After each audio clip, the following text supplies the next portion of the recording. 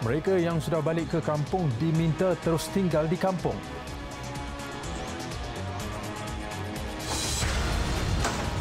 Dua beradik ditemui mati lemas selepas nahas.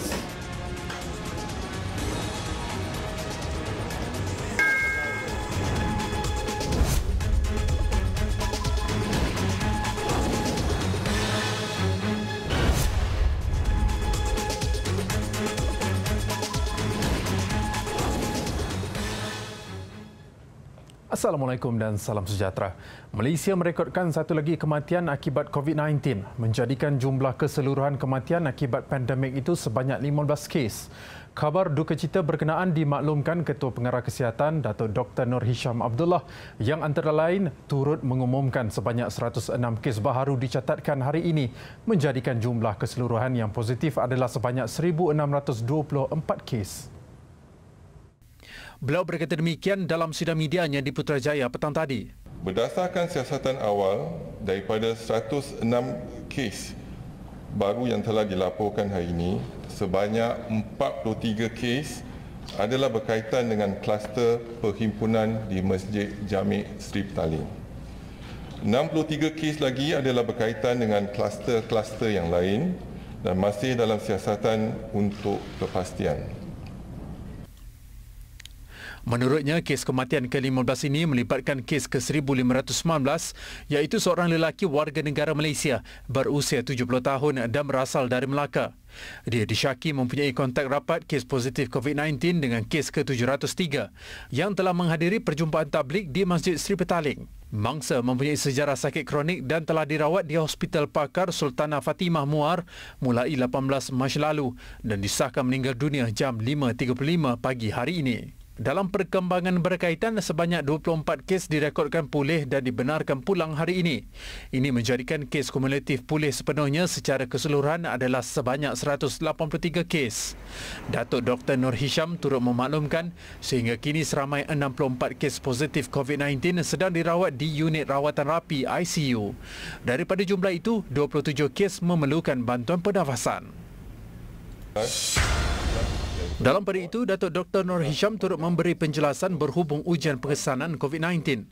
Di Makmal Fasiliti Kesihatan Kerajaan ujarnya, teknik Real-Time Reverse Transcription Polymerase Chain Reaction RT-PCR digunakan bagi mengesan kehadiran virus COVID-19 dalam badan pesakit. Ini ujian PCR yang positif bermaksud individu telah dijangkiti oleh virus COVID-19.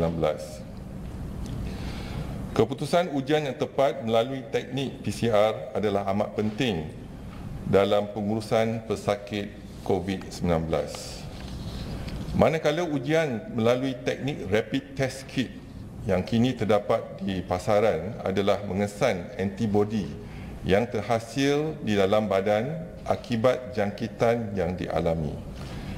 Antibodi muncul di dalam badan sekitar 5 hingga 8 hari selepas jangkitan. Ujian rapid test kit yang mengesan antibodi tidak dapat mengesan virus. Justru ujarnya ujian RTK yang mengesan antibodi tidak disaran untuk tujuan mendiagnosa COVID-19. Kapal terbang. Jadi kita... Kementerian Kesihatan sekali lagi menasihatkan orang ramai supaya sentiasa mematuhi perintah kawalan pergerakan PKP serta garis panduan yang dikeluarkannya. Menurut Ketua Pengarah Kesihatan, kerjasama rakyat Malaysia penting dalam membantu kerajaan memutuskan rantaian COVID-19. It depends on us now. I am throwing back the question to you. If you follow our instruction, help Ministry of Health, help the government to stay at home, to break the chain on infection, then we have a small opportunity to break the transmission of the virus. But if we do not follow our instruction, despite whatever been done by Ministry of Health, the virus will continue to spread. So the choice now, the succeed or failure is depend not only on Ministry of Health, but in each and every one of you. Menurut Datuk Dr. Nur Hisham, kerajaan akan mengkaji dan memantau rapi pelaksanaan perintah kawalan pergerakan sehingga hari ke-10 atau 12 sebelum membuat keputusan untuk melanjutkan lagi tempoh perintah itu atau sebaliknya.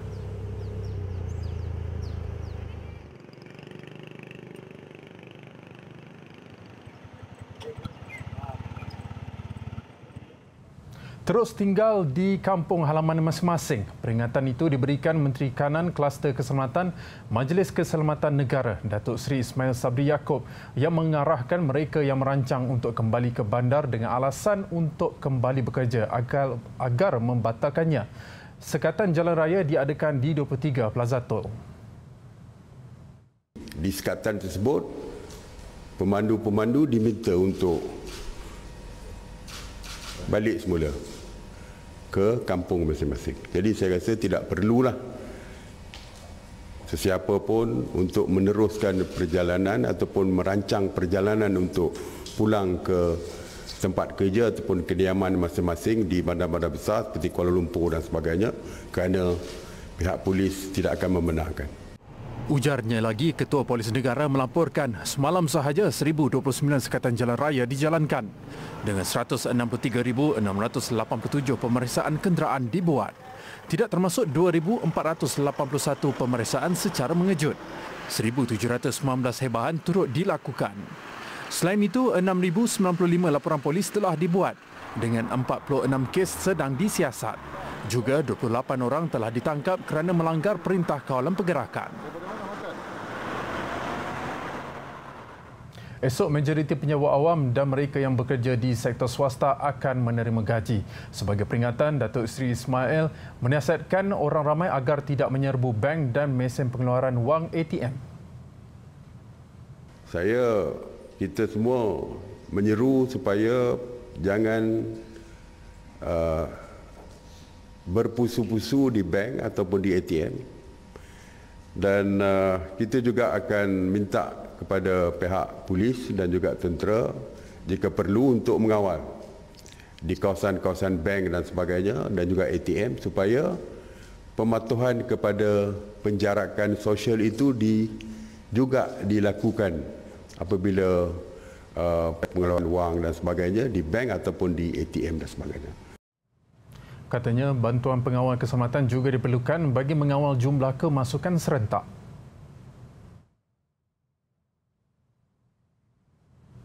Pakar Perubatan Tempatan akan mengadakan sidang video dengan pakar perubatan yang berada di China bagi berkongsi kaedah serta strategi terbaik dalam menangani penularan COVID-19. Menteri Luar Datuk Seri Hishamuddin Tun Hussein berkata beliau juga sedang berusaha untuk memohon bantuan pakar khususnya bidang perubatan dari China untuk ke negara ini dengan segera. Langkah ini bertujuan membantu petugas barisan hadapan kita memerangi wabak ini habis-habisan. Susulan perbincangan ini saya difahamkan pakar perubatan dari 26 buah hospital di Malaysia akan mengadakan video conferencing dengan pakar-pakar perubatan yang berada di China pada Khamis ini, 26 Mac. Datuk Seri Hishamuddin berkata demikian pada sidang media Kementerian Luar bersama yang di-Pertua Dewan Rakyat Negara Tan Sri S.A. Vigneswaran yang disiarkan secara langsung menerusi Facebook rasmi beliau. Wisma Putra juga pada masa yang sama sedang berusaha untuk mendapatkan bantuan peralatan perubatan daripada Kerajaan Emirat Arab Bersatu UAE dalam masa terdekat. Hubungan baik di antara kedua-dua negara akan dimanfaatkan bagi kebaikan rakyat.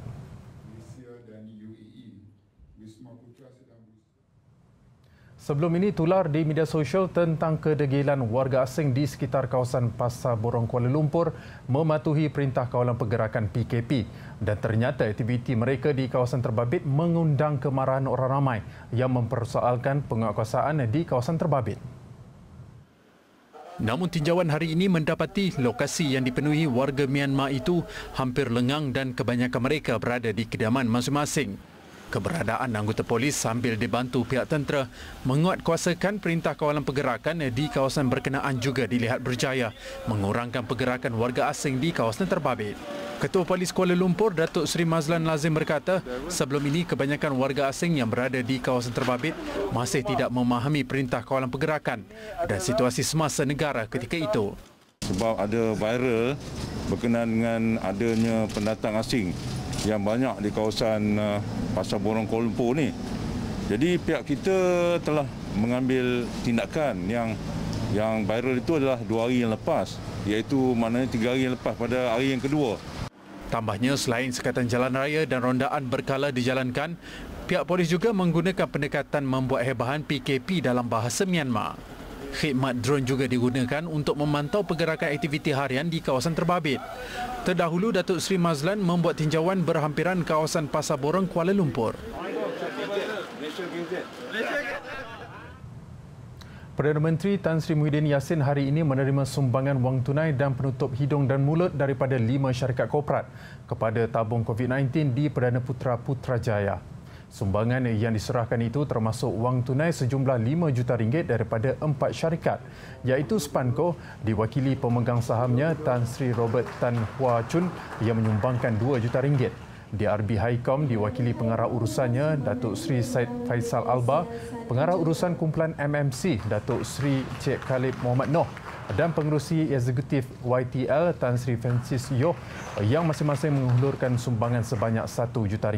Selain itu, sebanyak 520,000 penutup mulut dan hidung untuk kegunaan petugas Barisan Harapan disumbangkan oleh Titi Jaya Land Berhad diwakili pengarah urusan kumpulannya Tan Sri Lim Sun Peng.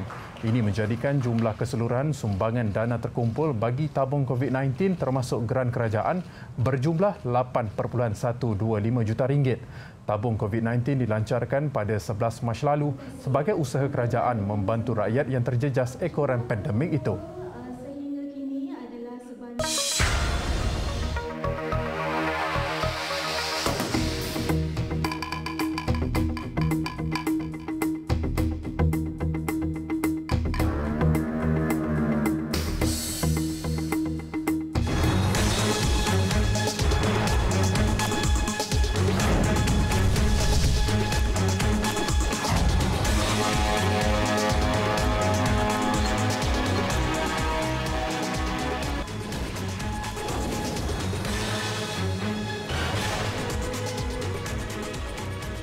Kembali bersua, dua beradik yang ditemui lemas dalam Sungai Tunjang dipercayai terbabas ketika menunggang motosikal.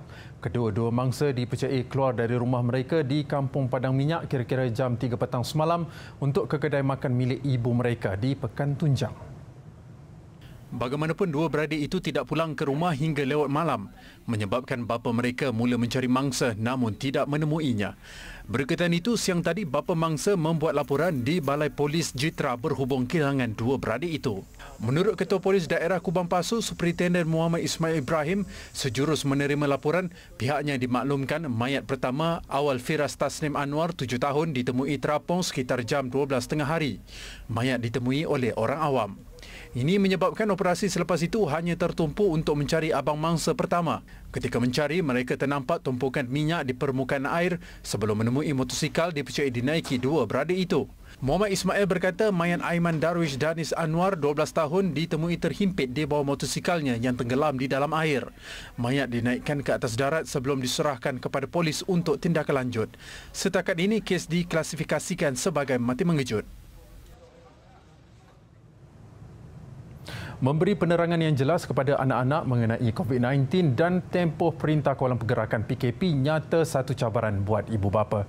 Kesudian Iman Wan Takmen dan isteri Nur Haida Hassan berkongsi pengalaman menguruskan anak autism. Diharap dapat membantu keluarga lain yang mempunyai masalah sama. Bercakap menerusi rakaman telefon kepada Berita TV9, Iman memberitahu bermula tempoh PKP sejak 18 Mac lalu, hampir setiap hari keluarganya berperang dengan emosi.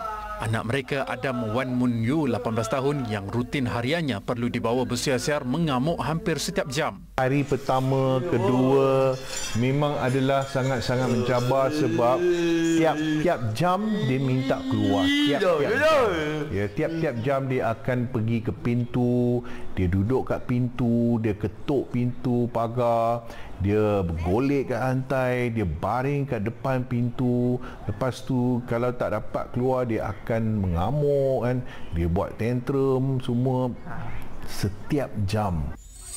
Iman berkata Adam disahkan menghidap autism, gangguan kurang daya tumpuan serta hiperaktif sejak berusia 2 tahun 6 bulan. Bagi menenangkannya, pelbagai aktiviti dirangka keluarga ini bagi mengalih perhatian Adam. Kita banyak juga cuba ajar dia buat aktiviti lain, contoh cuci kereta, sapu lantai, lap meja kan. Asalkan ada benda untuk dia buat. Dan Adam ni dia tak boleh duduk, dia tak boleh macam orang biasa boleh tengok TV, memikir benda-benda lain ni, tak boleh lah. So sangat-sangat mencabar, tapi insya-Allah.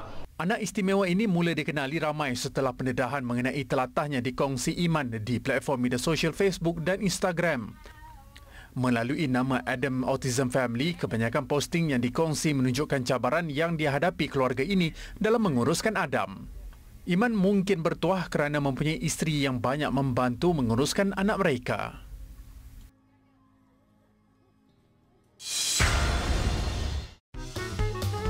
Just stay at home. Dia bilang duduk diam-diam di rumah. Kamu paham kah tu apa dia cakap? Just stay at home. Kamu paham kah? Iya. Dah pandai dengar, keras kepala betul. Orang bilang duduk di rumah. Mau bahasa apa lagi Wanda mau cakap? Bahasa itik, bahasa ayam. Ish, baru kamu dengar. Kecil-kecil silih padi, nasihat oleh budak berusia 6 tahun Amanda Wanda Bell ini agak membuka mata. Ini pula kreativiti dalam mencipta penutup hidung dan mulut hanya menggunakan tisu. Cukup mudah dan menjimatkan. Bahan-bahannya pula amat senang didapati. Cuma 2 helai tisu, pengokot atau stapler dan gelang getah. Hanya dalam beberapa minit, kita sudah boleh menggunakan penutup hidung dan mulut yang baru. Tak sedap belilah kedai bawa dengan tisu, beli tisu. Nak dapat buang. Pakai tisu. Perak gini gini. Kita buka ni. Gini. Boleh pergi kedai kita buka.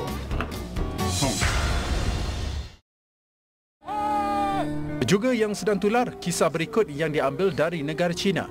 Rakyatnya tidak dapat menahan air mata menghargai pengorbanan yang dicurahkan oleh pasukan Barisan Hadapan Negara itu dalam menangani COVID-19.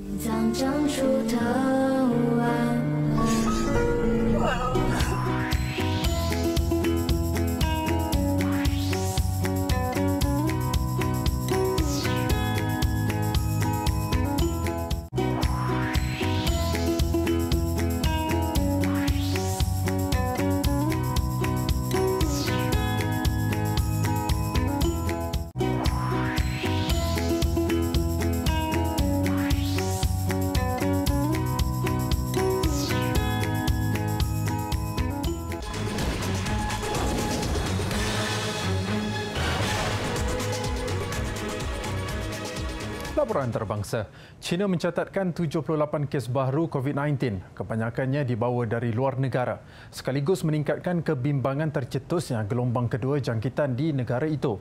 Malah statistik menunjukkan sejak beberapa hari kebelakangan ini, hampir semua jangkitan baru yang direkodkan adalah dari luar China. 74 kes import yang dicatatkan adalah yang tertinggi sejak awal bulan ini dan angka itu hampir 2 kali ganda berbanding semalam, menjadikan jumlah kes import di negara itu meningkat kepada 427 orang.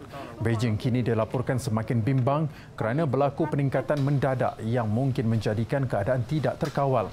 Kebanyakan bandar utama mewajibkan perintah kuarantin kepada ketibaan asing dan semua penerbangan keluar masuk dari Beijing dialihkan ke bandar lain bagi membolehkan penumpang melalui saringan kesihatan terlebih dahulu.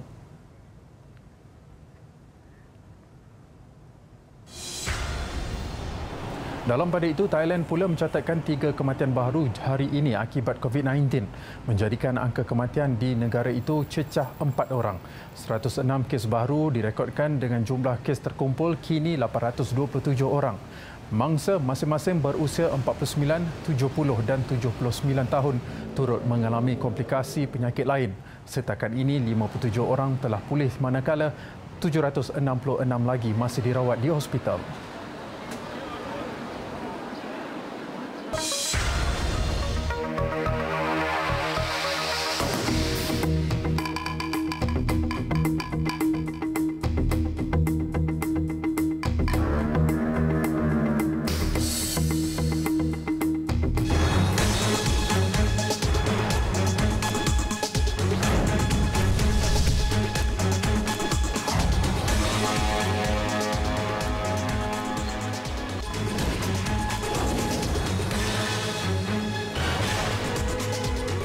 Laporan sukan. Persatuan Bola Sepak Selangor FAS kini menunggu maklum balas dari Liga Bola Sepak Malaysia MFL berkenaan kelulusan penggunaan Stadium Shah Alam sebagai gelanggang tuan rumah pasukan The Red Giants.